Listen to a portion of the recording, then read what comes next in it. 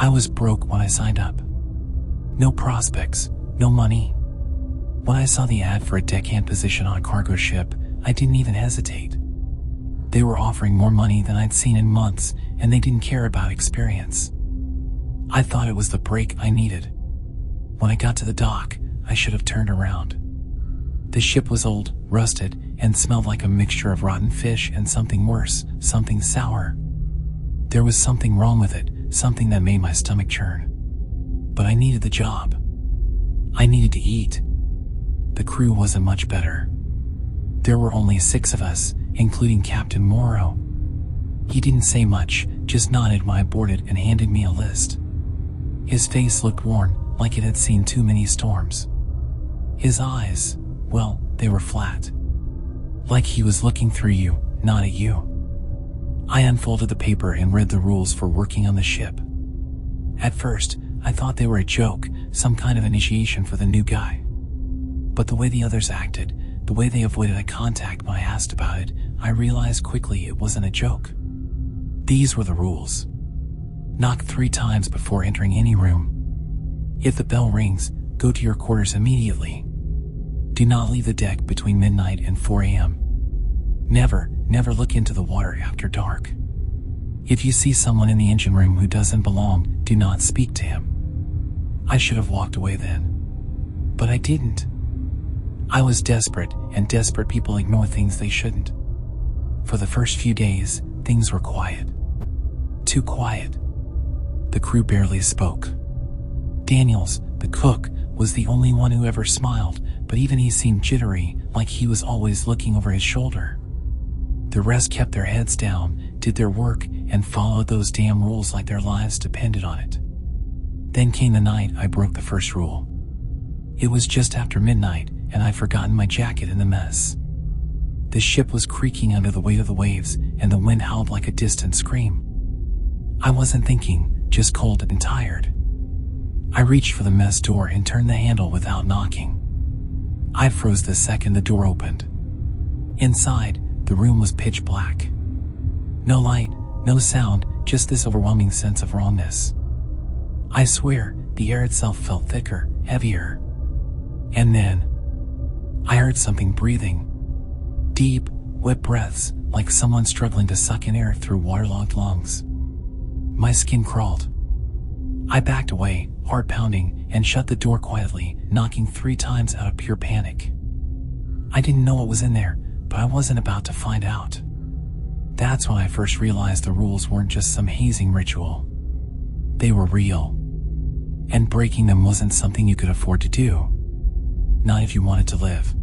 The second time I broke a rule, it was worse. Much worse. I was on deck, doing a night shift. The sea was calm, the moon full, casting long shadows across the ship. It should have been peaceful, but it wasn't. There was a heaviness in the air, like the ship was holding its breath. Waiting. And then, I heard it. The bell. It wasn't loud, just a soft chime, like it was coming from far away. But as soon as I heard it, I felt a cold knot of fear settle in my gut. If the bell rings, go to your quarters immediately. That was the rule. I turned to go inside, but something made me stop. I don't know why. Maybe it was curiosity. Maybe it was something darker, pulling me toward the edge of the ship. I looked over the side, and that's when I saw it. The water, black and still as glass, was moving. But not with the current. Something was beneath the surface, something huge. It moved slowly, circling the ship like a predator waiting for its moment.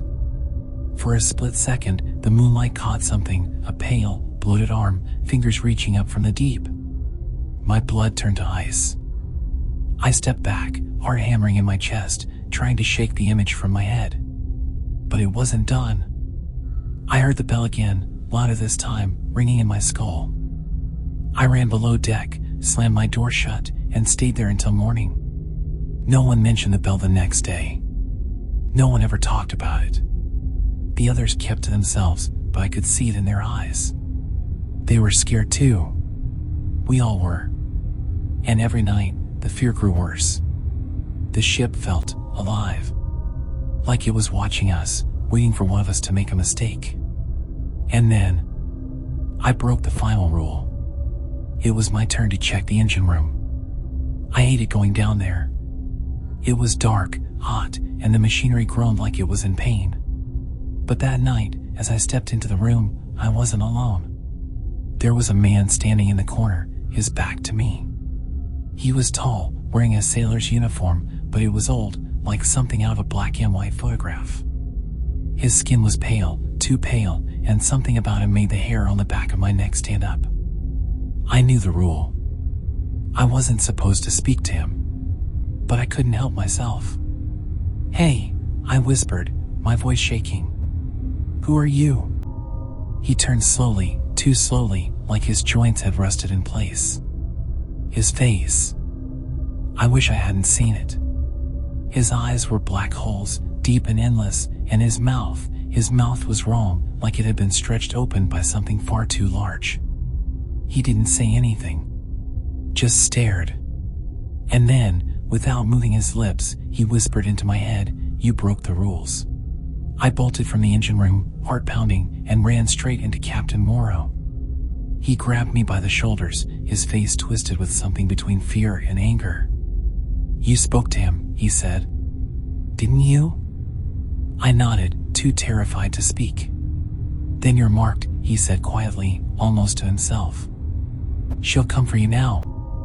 What are you talking about?" I stammered. "The Galatea," he said. "She's not just a ship. She's hungry. And now, she knows you." That night, I locked myself in my quarters and didn't sleep. I couldn't. All I could think about was the man in the engine room and the way Captain Morrow had looked at me like I was already dead. And then, just before dawn, I heard it.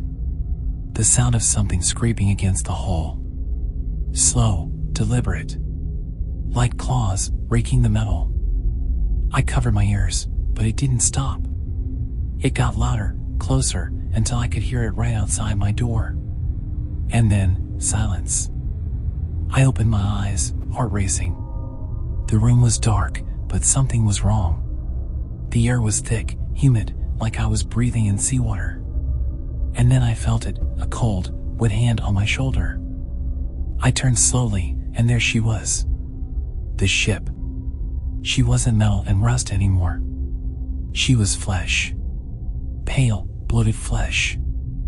Eyes opened all around me, black and empty, staring. And her mouth was everywhere, grinning, showing rows of jagged teeth. "You broke the rules," she whispered, her voice filling the room, filling my head. "And now you're mine." I tried to scream, but the sound was swallowed by the dark. By her. And now I'm still here. But I'm not me anymore. I'm part of her. Part of the Galatea. And if you're ever unlucky enough to step on board, if you ever hear the bell, you'll be next.